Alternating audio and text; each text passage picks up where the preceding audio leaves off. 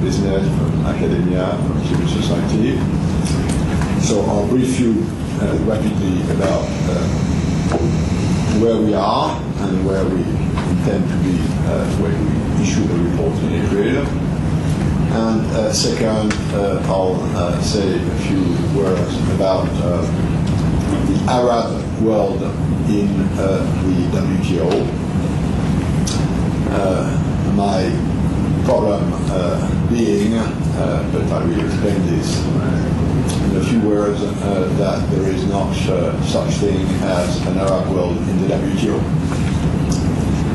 Now, on the first issue, this endeavor which the panel has accepted to work on is to look at the challenges for world trade ahead of us, not yesterday, for the future, and as a consequence of that, to make recommendations on what the World Trade Organization agenda should look like in a broad vision for the future.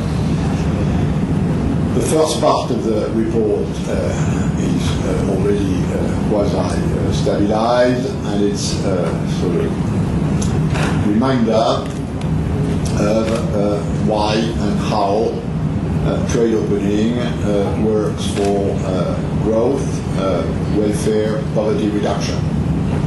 I won't insist into that.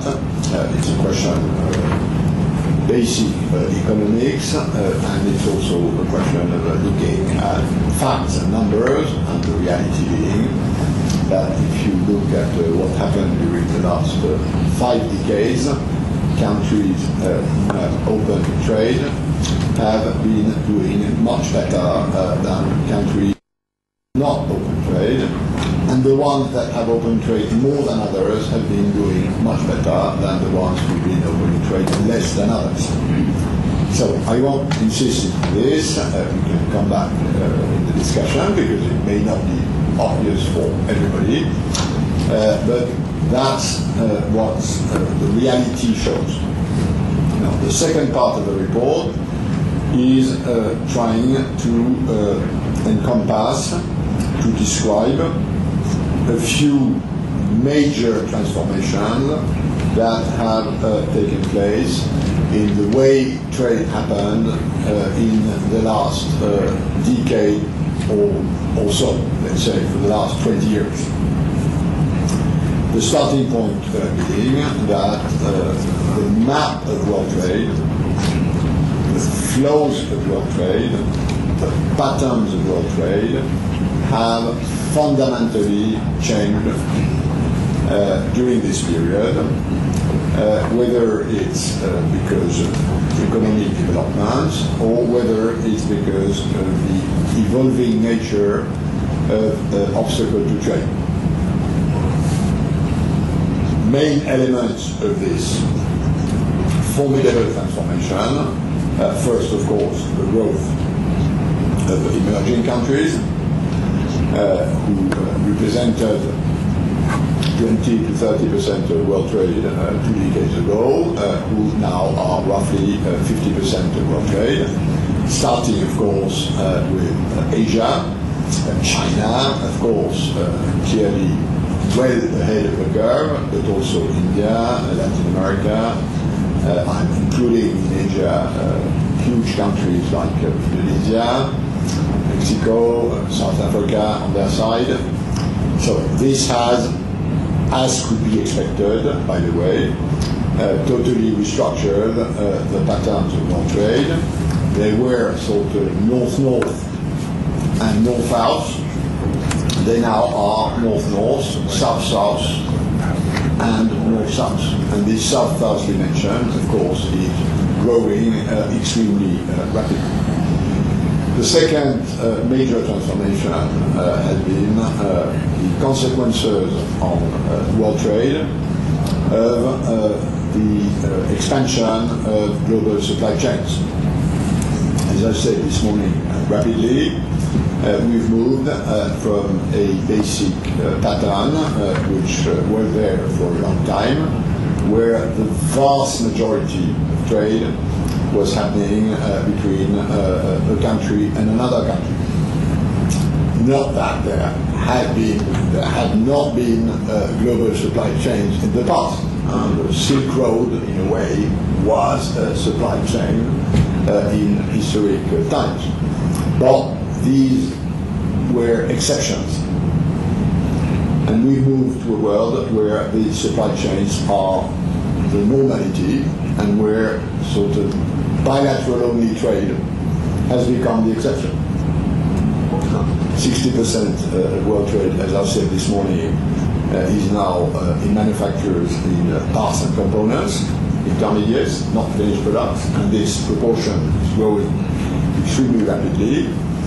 And the average import content of exports, which is what you need to import if you export, was 20% 20 years ago. Worldwide average is 40% today, and will be probably 60% 20 years from now. So we are going to a world where the import content of your exports will grow as countries specialize along these global supply chains. Absolutely obvious, for instance, now in sectors like cars. 30 years ago, a car was produced in a country and exported in another country. Today, on average, a car is produced in 6, 7, 8 countries, with bits and pieces which are assembled either as a sequence or at the final stage. And obviously, this is even more so with IT products. If I take this tablet,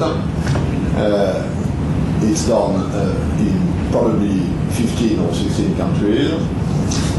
It's imported from China because it is assembled in China, in northwestern part of China, in Chengdu. But the amount of Chinese value in this is 5%. 95% of this imported from China comes from elsewhere than China. And by the way, there is 4 times more US added value in this tablet than there is of Chinese added value. But when it is exported from China to US, it's $200 US deficit vis-à-vis China, whereas there is more US jobs in this than there is of Chinese jobs. So we have to understand this fundamental transformation, which is, by the way, one of the reasons why I've been pushing for 3-4 years now to stop, or at least add to the classical measure of trade which we have, which is trading volumes. The way we measure trade today is each time something crosses a border, it adds to the volume of work.